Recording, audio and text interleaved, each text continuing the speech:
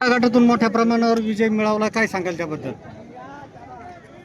हे सर्व केलेल्या विकास कामांची पावती आणि विश्वास करणाऱ्या जनतेनं खऱ्या अर्थाने जिथं मतदान करायचं, जिथं कौल द्यायचं तिथं कौल द्यायचं. बाबा, तुम्ही गेल्या वेळी पण सदस्य राहिले, काय काय कामं केले आणि कोणते कामं आता माझा करणार? लेखाजोखा पूर्ण मी आपल्याला वाटलं देतो मी आपल्याजवळ.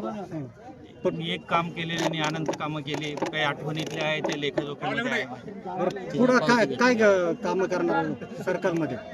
जे पहिल्यापासून करत आलो सतत ते काम करणार.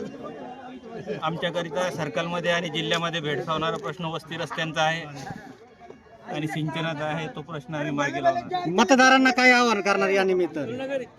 मतदारांना काय आवाहन करणार? मतदारांना हेच आवाहन करणार की ज्या भारतीय जनता पार्टीवर आजपर्यंत ते विश्वास करत आले, ही विश्वास कुठंतरी कमी पडता कामा नये.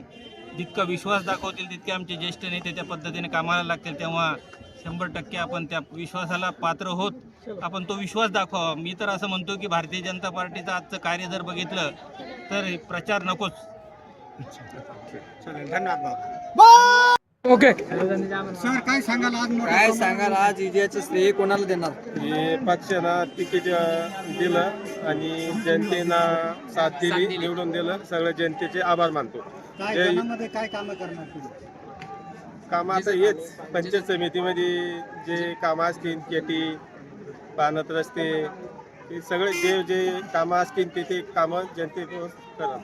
मतदारांनी मोठ्या प्रमाणावर आशीर्वाद दिले तुम्हाला, काय सांगाल मतदारांना, काय आवाहन कराल? त्यांचे सर्वांचे आभार मानतो.